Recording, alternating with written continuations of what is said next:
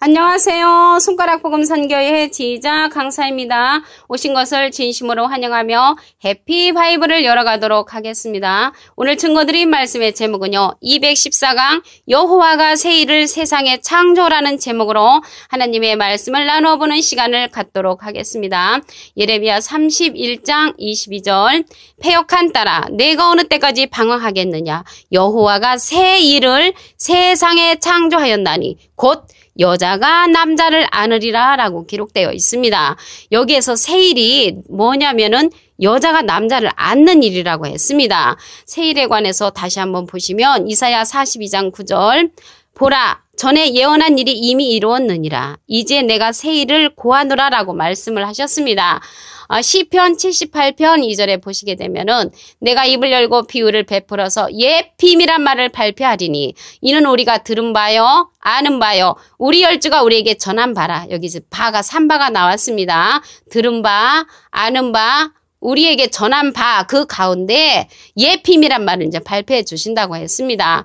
이사야 48장 3절에 보시게 되면은 내가 옛적의 장래사를 고하한다고 하셨고요. 입에서 내어 보였고 호련히 그 일을 행하여 이루었다고 말씀을 하셨습니다. 이사야 48장 6절에 보시면 내가 새 일 곧 내가 알지 못하던 은비한 일을 내게 보이노니 라고 기록되어 있습니다. 그러면 이러한 새 일에 관해서 창조되는 것을 보도록 하겠습니다. 이사야 48장 7절 보시면 이 일들은 이제 창조된 것이요 옛적 것이 아니라 오늘 이전에는 내가 듣지 못하였느니라. 그렇지 않았다면 내가 말하기를 내가 이미 알았노라 하였으리라 라고 기록되어 있습니다. 여기 창조된 것이라고 했는데 사실은 창조된 것이 아니고 창조되어질 것입니다. 창조하신다고 하셨습니다. 이사야 65장 17절 보시면 보라 내가 새하늘과 새 땅을 창조하나니 새하늘과 새 땅을 창조하나니 이전 것은 기억되거나 마음에 생각나지 아니할 것이라 라고 기록되어 있습니다. 이사야 17장 18절에 보시게 되면은 나의 창조하는 것을 인하여 영원히 기뻐한다고 말씀을 하셨고요. 19절에 보시면 나의 백성을 기뻐하리니 우는 소리와 부르짖는 소리가 그 가운데서는 다시는 들리지 않는다고 했습니다. 거기는 날수가 많지 못하여 죽는 유아와 수완이 차지 못한 노인이 다시는 없을 것이라고 했고요. 지금은 이제 100세가 되면은 장수한다고 하는데 거기에서는 새하늘 새 땅에서는 100세에 죽는 자가 아니라고 했습니다. 계속 보시면 25절까지 이사야 17장 18절부터 25절까지는 새하늘 새 땅에 관한 그런 사건이 기록되어 있습니다.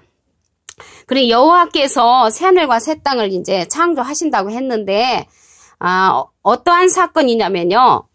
이사야 66장 9절을 보시면 여호와께서 가라사대 내가 임산케 하였은즉 하나님께서 보니까 임산들을 하셨네요. 임신 해상케 아니하겠느냐 내 하나님이 가라사대 나는 해상케 하는 자인즉 어찌 태를 닫겠느냐. 그래서 하나님은 임산도 하시고 임신도 하시고 해산도 하신다는 것입니다. 그래서 오늘 말씀에 보니까 패역한 딸아 여기 나왔죠. 그래서 패역한 딸도 우리가 생각하는 그러한 딸이 아닙니다.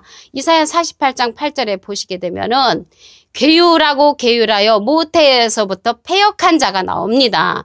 근데 여기에서 패역한 자는 귀가 옛적부터 열리지 못하여서 하나님의 말씀을 듣지 아니하는 자를 가리켜서 패역한 자로 기록되어 있습니다. 그러면 여기에서 하나님이 임산도 하시고 해산케 한다고 했는데 그 자가 누군가 보도록 하겠습니다. 이사야 66장 7절을 보시면 시온은 구루하기 전에 생산하며 고통을 당하기 전에 남자를 낳았으니 그리고 이제 남자를 낳는 일이라는 것입니다. 그러면 남자를 낳는 일인데 장차 철장으로 만국을 다스릴 남자를 계시록에 가면 출현합니다. 여자가 낳는 그 장차 철장으로 만국을 다스리는 남자를 보도록 하겠습니다. 계시록 12장 5절을 보시면 여자가 아들을 낳으니 이는 장차 철장으로 만국을 다스릴 남자라. 그래서 장차 철장으로 만국을 다스릴 남자를 여자가 낳았다는 것입니다. 근데 이 자가 누구냐면 그 아이를 하나님 앞과 그 보좌 앞으로 올려갔다고 했거든요.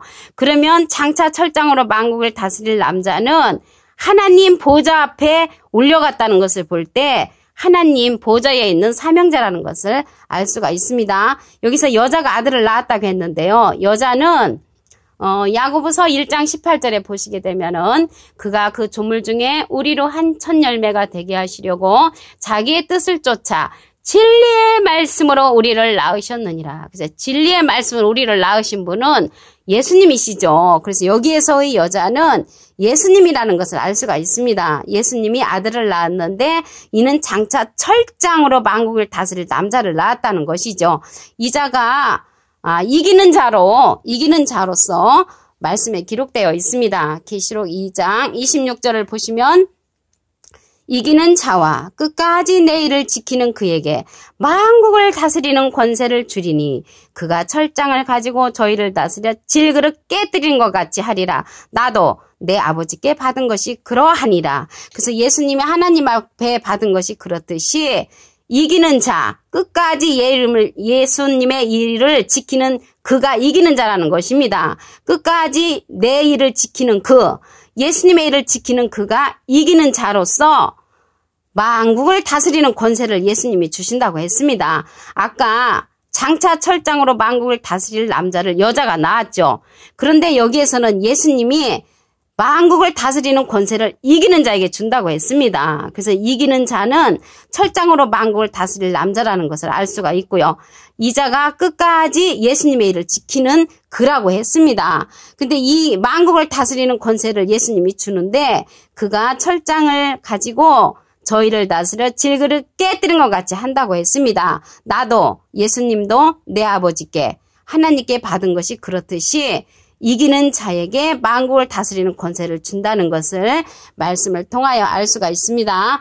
그러면 이 이기는 자가 예수님으로부터 철장 권세를 받은 그 권세자인데 예수님은 이긴 자입니다. 요한복음 16장 33절에 보시게 되면은 너에게 이름은 너희로 내 안에서 평안을 누리게 하려 함이라. 세상에서는 너희가 환난을 당하나 담대하라. 내가 세상을 이겼노라. 그래서 예수님은 세상을 이긴 자시고요. 여기에서 이기는 자는 예수님의 일을 끝까지 지키는 자라는 것을 알 수가 있습니다.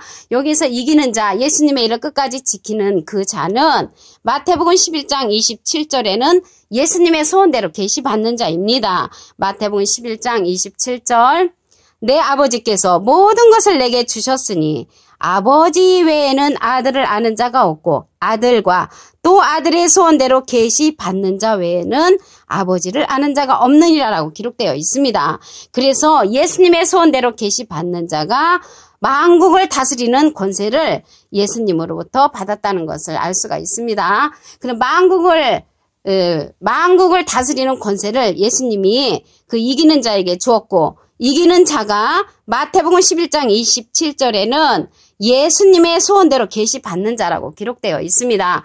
여호와가 새 일을 이제 세상에 창조한다고 했죠. 그래서 새 일을 세상에 창조하는 것이 어떠한 사건이냐면 예레미야 31장 22절을 보시면 패역한 딸아 내가 어느 때까지 방황하겠느냐 여호와가 새 일을 세상에 창조하였나니 여호와가 새 일을 세상에 창조하였나니 곧 여자가 남자를 아느니라. 여자가 남자를 아는 일이라는 것입니다. 근데 아까 여자를 보니까 계시록 12장 5절에 여자가 아들을 낳으니 이는 장차 철장으로 만국을 다스릴 남자였죠. 그 남자가 그 아이를 하나님 앞과 그 보좌 앞으로 올려갔다는 것을 볼 때 하나님 앞에 있는 그 보좌권의 사명자라는 것을 말씀을 통하여 알 수가 있고요. 철장으로 만국을 다스릴 그 남자는 이기는 자라고 했죠. 계시록 2장 26절에 보니까 이기는 자와 끝까지 내 일을 지키는 그에게 만국을 다스리는 권세를 주리니 그가 철장을 가지고 저희를 다스려 질그릇 깨뜨린 것 같이 하리라. 나도 내 아버지께 받은 것이 그러하니라. 예수님이 하나님께 받은 것이 그렇듯이 이기는 자, 예수님의 일을 끝까지 지키는 그에게 만국을 다스리는 권세를 준다는 것입니다. 그가 철장을 가지고 저희를 다스려 질그릇 깨뜨린 것 같이 한다고 했지요. 그 자가 여자가 낳은 아들이라는 것이죠. 여자가 낳은 아들. 계시록 12장 5절에 다시 한번 보시면 여자가 아들을 낳으니 이는 장차 철장으로 만국을 다스릴 남자라. 그 아이를 하나님 앞과 그 보좌 앞으로 올려가더라는 것을 볼 때 하나님의 보좌권에 있는 그러한 사명자로서 철장으로 만국을 다스릴 남자를 예수님께서 낳았다는 것을 말씀을 통하여 알 수가 있습니다. 그자가 마태복음 11장 27절에 보면은 예수님의 소원대로 계시받는 자라고 했지요.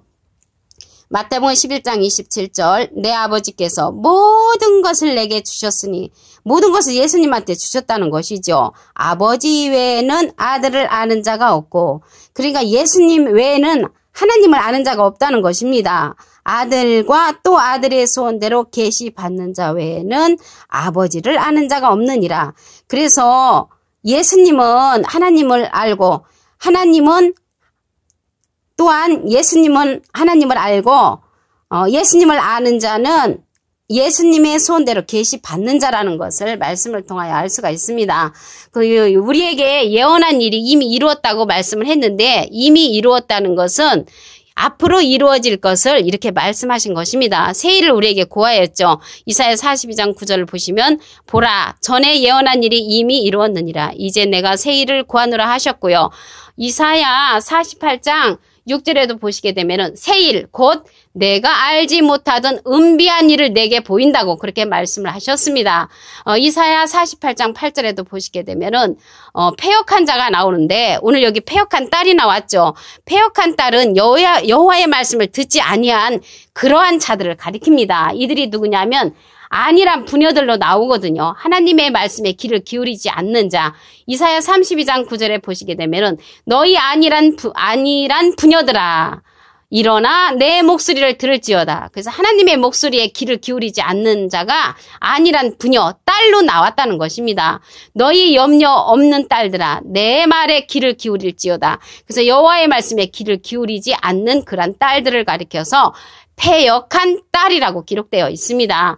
이사야 32장 10절에 보시게 되면 너희 염려 없는 여자들아 1년 남짓이 지나면 너희가 당황하여 하리니 포도 수확이 없으며 열매 거두는 기한이 이르지 않을 것입니다. 여기에서 보기에는 포도 수확이 없다고 했습니다. 이사야 32장 11절에 보시게 되면 너희 안일한 여자들아 떼일지어다 너희 염려 없는 자들아 당황하여 할지어다 옷을 벗어 몸을 드러내고 배로 허리를 둥일지어다. 그래서 옷을 다 벗었단 말이죠. 진리의 말씀으로 옷을 입어야 되는데 옷을 벗은 자들입니다. 이들이 좋은 밭을 위하여 열매 많은 포도나무를 위하여 가슴을 치게 될 것이라고 했습니다. 여기서 가슴을 왜 치냐면요. 포도나무 열매가 많아지면은 좋은 일인데 포도나무 열매를 온전한 포도나무 열매를 맺은 것이 아니고 심판받을 포도나무 열매를 맺었기 때문에 이렇게 가슴을 친다고 이사야 32장 12절에 기록되어 있습니다. 왜 이들이 가슴을 치게 되느냐면은 계시록 14장 19절에 보시게 되면은 천사가 이제 낫을 땅에 휘둘러서 포도를 이제 거둡니다. 그런데 이 포도가 하나님의 진노의 포도주 틀에 던진다고 했거든요. 그래서 하나님의 진노의 포도주 틀에 던지는데 이제 포도주 틀에 이제 피가 나서 말굴레까지 1600 스타디온에 퍼진다고 했습니다. 그러면 포도에서 포도즙이 나와야 되는데 피가 나온다고 했거든요. 이게 피가 나온다는 것은 사람이라는 것을 알 수가 있습니다. 그 피가 얼마나 많은지 1600 스타디온에 퍼진다고 했거든요. 그래서 1스타디온은 우리나라로 환산하면은 약 185m입니다. 그래서 1600 스타디온 곱하기 185m를 하면 29만 6천 미터까지 피가 그렇게 흘렀다는 것입니다. 그러면 이게 이제 킬로미터로 환산을 하면 296km까지 피가 퍼지는 커다란 심판이라는 것을 알 수가 있습니다.